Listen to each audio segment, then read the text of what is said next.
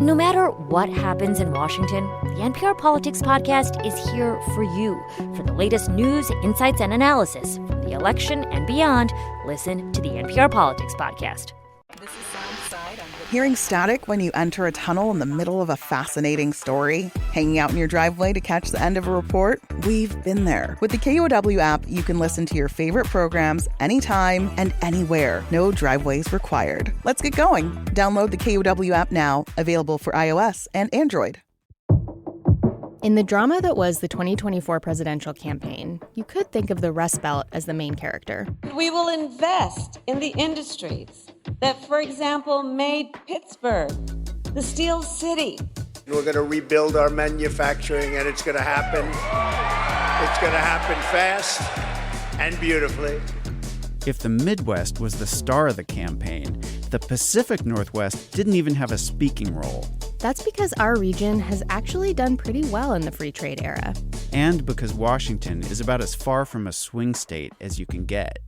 I'm Joshua McNichols. I'm Monica Nicholsberg, and this is Booming, a podcast about how economic forces are shaping our lives here in the Pacific Northwest. As president, Trump is promising to tip the scales back toward American manufacturing, in part through even more trade restrictions. And that could finally signal the end of the free trade era. So does that mean Washington's economy and the people living here will be left behind? That's coming up next.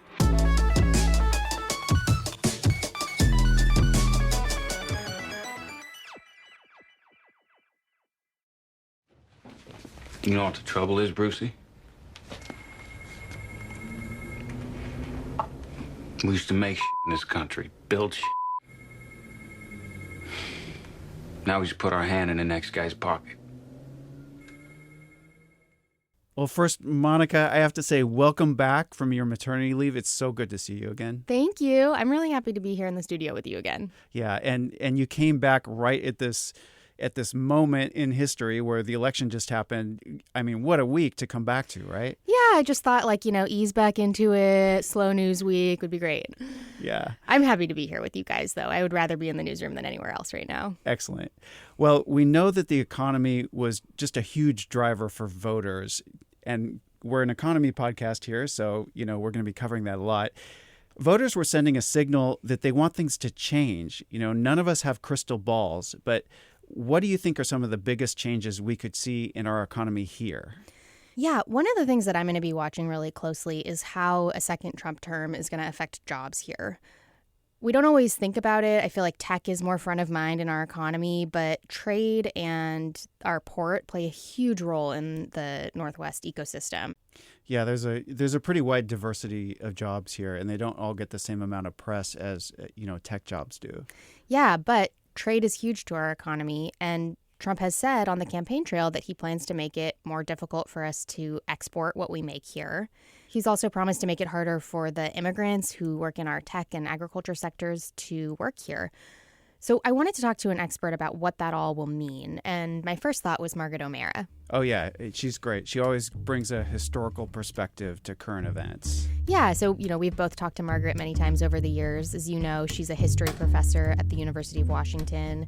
I think right now she's actually teaching a class on the history of the presidency, so definitely knows what she's talking about. Timely. But beyond that, she's published books and research about specifically the history of the innovation economy here in the Pacific Northwest and in Silicon Valley. So given her background, I just wanted to find out what she's going to be watching under a second Trump term. Yeah, I can't wait to hear it. Great. Well, here's my conversation with UW historian Margaret O'Mara. Margaret, thank you so much for being here. It's great to be here, Monica. What a week. What a week. Yeah, I know. So you're a historian, and I'm hoping that to start, you can just help me make sense of what President-elect Trump's win could mean for jobs here in the Northwest. It feels like Trump brought an end to the way that conservatives thought about the economy for decades. It really feels like the end of an era and the start of something new. So what's changed? Yeah, it really is an end of an era, a long era that far precedes Trump, of internationalism, of global trade, and one that Seattle, Greater Seattle and Western Washington has been at the center of since the middle part of the 20th century, with its export-oriented economy all the way from agriculture to aerospace to tech to giant consumer brands like Starbucks and Nordstrom. We are a very globally oriented region. It's always been a place that's been an international crossroads with people from all over the world migrating here since the beginning of Seattle's urban history. That's made this place what it is. And so a turning inward, kind of focusing in on domestic manufacturing, the promised tariffs that Trump has made a centerpiece of his economic plan, has a big impact on this globally oriented economy. Yeah, it seems like Washington could be sort of a microcosm of so many different economic stories that are going on here. And I want to return to what's happening locally a little bit later. But first, I think it might be helpful to just take a step back and think about how this isn't just about Trump.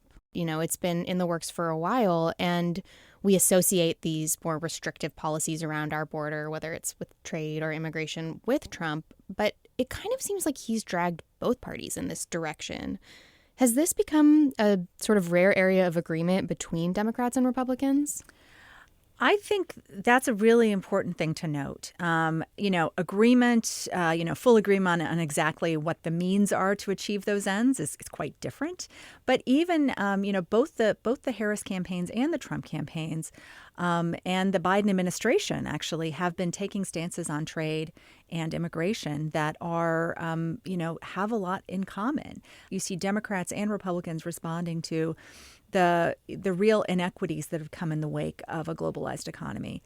It's inequities that, by and large, for Western Washington, we've been on the winning side of that ledger, benefited greatly from the opening up of borders, the free flow of people and capital and ideas and goods across borders. If you go to Eastern Washington, or if you go to many other parts of the inland United States, including the Midwestern heartland that has been so electorally potent, it is a very, very different story. Yeah, I mean, I think that the story of the 2024 election centered so significantly around the Rust Belt, around the manufacturing class that was really seen as the loser of the free trade era. Mm-hmm. These policies that made it easier to make things overseas, to shift jobs overseas, really, really hurt those critical swing state voters. But Washington, famously not a swing state, is one of the winners of that story. And I just want to understand why that is. Why did Washington do so well under these policies when other parts of the country did so poorly? Yeah, well, a lot of the places like the Greater Seattle area and other kind of knowledge industry-driven cities like it are where the most of U.S. GDP has started concentrating. They have been magnets for talent. We've seen this very vividly here in the Seattle area with all the people who've moved here, which is part of, caused this crunch in housing prices and traffic congestion, but also brought an immense amount of prosperity. I mean, we had more cranes per capita than most anywhere else in North America, right, for many years of the last 10. So this extraordinary growth. Let's take just Amazon, for example, as a company, an example of a company that benefits from and has this kind of free trade political economy baked into its business model. That is part of what makes Amazon, enables it to do what it does. Sometimes I joke that Amazon itself is a small country. Yes, it is. It is in so many dimensions. But, Amazon is, benefited from what made Amazon, the everything store, delivering the lowest prices and the fastest delivery on all the things you could possibly want that you can just buy with one click. And that is predicated on being able to tap into global supply chains by having this incredibly sophisticated, tech-driven logistics operation and this whole network of warehouses and the ability to deliver things to your doorstep in hours or days and undercut anyone else on price pretty much and have more selection than anywhere else. That is something that is impossible when you have a protectionist trade regime. It only works when you can get the cheapest possible goods at the lowest prices from anywhere in the world. When you take the big Washington company that does make things, Boeing, this is a manufacturer that is an American manufacturer, but it's building airplanes for the world. And having global trade and having global customers and having big global markets are essential to its success. Yeah, absolutely. Trump has promised to implement sweeping tariffs on day one and crack down on immigration, legal and illegal. Big picture, what is the goal of tariffs? Why implement them, and what happens when we do? Well, the United States, the last time the U.S. had high tariffs was in the 19th century. And it was really, they served two functions. One was to nurture the growth of American industry. At the time, the U.S. was not an industrial superpower. The European countries were, England, France, Germany. And so the idea was to, give these American companies a toehold in markets and give them advantage rather than being overtaken by foreign competitors. But they also served a very important function of raising government revenue at a time when there was no federal income tax. We didn't have a federal income tax until 1913. And before that, the government had to find a way to raise money. And tariffs were the main mechanism for doing that. And they were something that were hotly contested. I mean, it was the hot topic of late 19th century politics.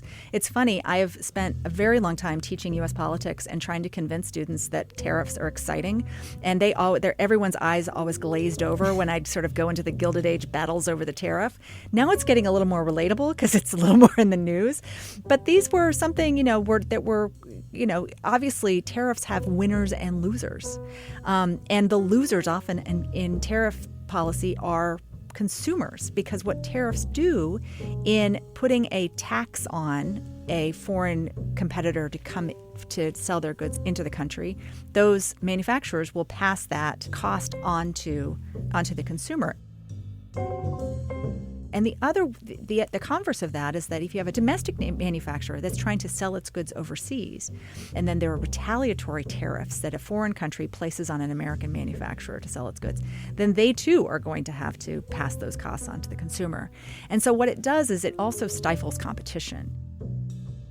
Tariffs can be a way to keep foreign competitors out of the market. So then you have a U.S. company and this was certainly the case in the late 19th century. That was the age of the great trusts and these monopolies that were consolidating market power. And with that market power, they were able to charge whatever they wanted. So you had American consumers putting pressure on lawmakers to say, we have to do something to lower the cost of basic goods. And so this is what spurs not only the enactment of a federal income tax, but also all of this new wave of federal regulation and more strenuous antitrust enforcement. So funnily enough, we're kind of coming full circle 100 years later.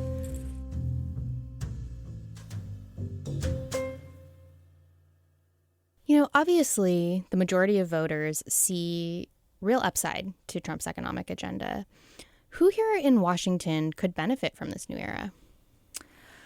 Well, I think that, we've already seen this week the stock prices of Amazon and Microsoft have boosted with the news of the Trump win, as have other tech stocks. One thing that the Trump era portends is a lighter regulatory hand on things like AI. There's already been a promise to do away with what the Biden administration has done so far on regulating AI. And we're going to see a promised cut in the corporate tax rate. That's something that the corporations of Western Washington will benefit from. But also that means less money in, federal coffers to spend on other things. So it's all nothing is free. I think another interesting winner, the Western Washington still has a significant military presence and defense-related industries. And the defense economy looks to benefit under Trump. There's not only will the defense budget stay large, and it continues, that's the one part of the discretionary U.S. budget that grows year over year.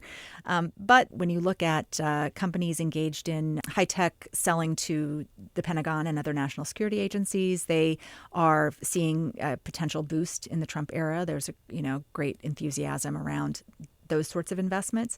So it's interesting. On the one hand, the Trump agenda is promising tax cuts and low regulation and hands-off and less government in some areas, and also in other areas like defense and space. That's another regional powerhouse. The federal government will continue to be a very important, if not more important, customer for private companies that are engaged in those sorts of technologies.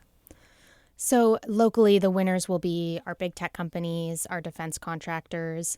Will the workers in those companies feel the benefits?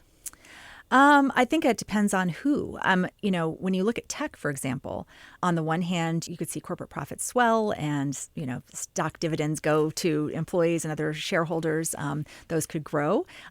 But also a more draconian immigration policy, one in which, immigration to the United States is greatly restricted, could have a really deleterious effect on the companies and on their employees.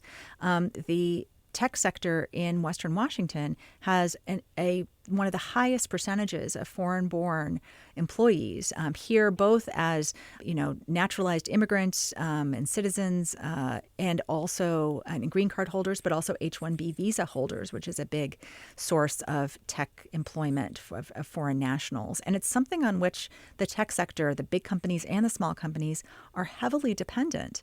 It also has been a big secret of Americans' high-tech success. I mean, the reason the United States has been such a leader in tech, a leader in the world, is because it has brought all of these smart people from around the world to the United States to build companies, to work in companies.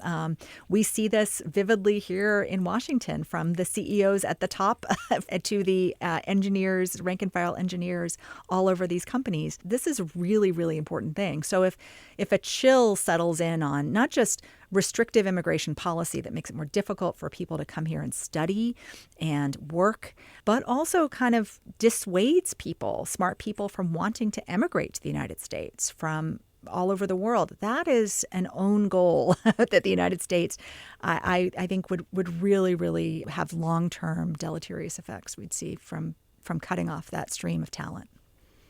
Yeah, in 2024, Amazon was the top company in the country applying for these H-1B work visas on behalf of their employees. These are visas that educated, skilled workers use to come to the U.S. and work here. Microsoft, also a big applicant for them. Yeah.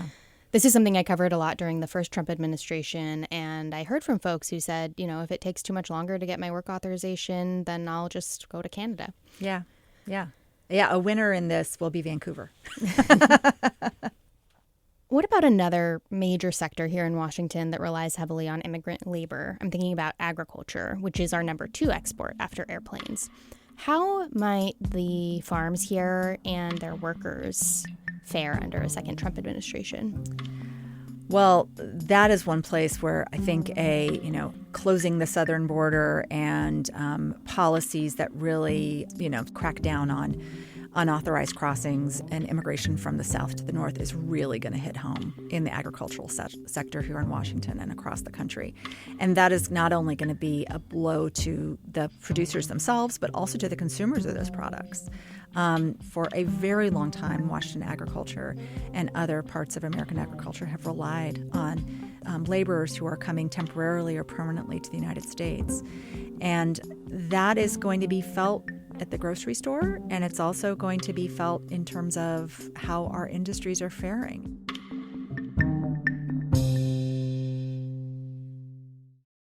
We're a major port city. What role does that play in our broader economy, and how could the port be impacted by the trade policies that we're talking about?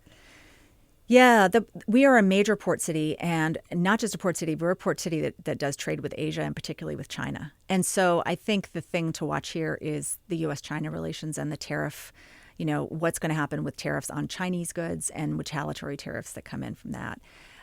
Inexpensive goods manufactured in China have been the thing that has, this has been what has powered the American consumer economy for the last several years. It's why, costs of many things are lower in terms of things you buy off the shelf in a store, while even as housing costs and healthcare costs and other costs of living have spiraled in recent decades, the cost of, buying a flat screen television has gone down to almost nothing than what it used to be. And that is because of international trade and because of this low-cost manufacturing that's in China. And the port, when you look out into the Sound and see those container ships coming in, that's where they're coming from. And this is going, both ways, Washington apples and Washington coal and Washington, you name it, going out.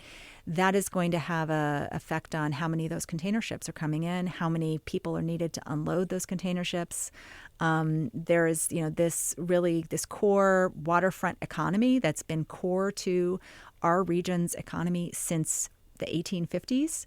that will change. So I know how much you love hypotheticals.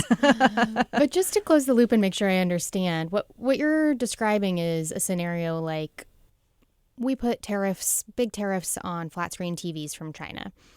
China responds by putting big tariffs on apples from Washington. And then what happens? What happens to the farm owner and the farm worker and the consumer? Well, let's start with the farm owner and the farm workers. Farms, agriculture already operates on pretty narrow margins. It's not like software. It's a very different sort of business. If we look back to the first administration, Trump administration, what might happen would be a real hit to a Washington apple grower, for example, but one that perhaps Congress would come in with a subsidy of another farm subsidy or something to make up that deficit. For example, when American soybean producers were really hit by tariffs, retaliatory tariffs during the Trump administration, Congress passed a pretty generous program to make up the difference. Now, that means the American taxpayers are paying for that. That money doesn't come out of nowhere. So, that could be a scenario for agriculture. And then for ordinary consumers, the price of that flat screen TV at Costco will be higher. There will also be fewer of them. Not only do American consumers enjoy affordable goods on balance, but super abundant goods. Walk in your Costco and try to decide which of the 17 flat screens televisions before me will I choose, right? That could have an impact. That is a product of global trade and containerization and these global supply chains. That's part of what makes it possible. So there'll be, perhaps less consumer choice. Maybe sometimes we would welcome that. I know sometimes I would when I'm in Costco. But also, but that too has a hit on, again, name your big Washington state industry and company. Every single one of them is a global company that relies on global supply chains in some way. Supply chains of goods, supply chains of people and talent. There's no part of the American economy that isn't going to be, affected in some way, but we are kind of more than most because of our marquee companies, because of, what we do and how we've grown. So I should buy my new Costco TV on Black Friday while supplies last. Yeah. I would go for that. If you take one thing from this conversation. Great. Well, Margaret O'Mara, this has been such a fascinating conversation. Thank you for being here. Great to be here.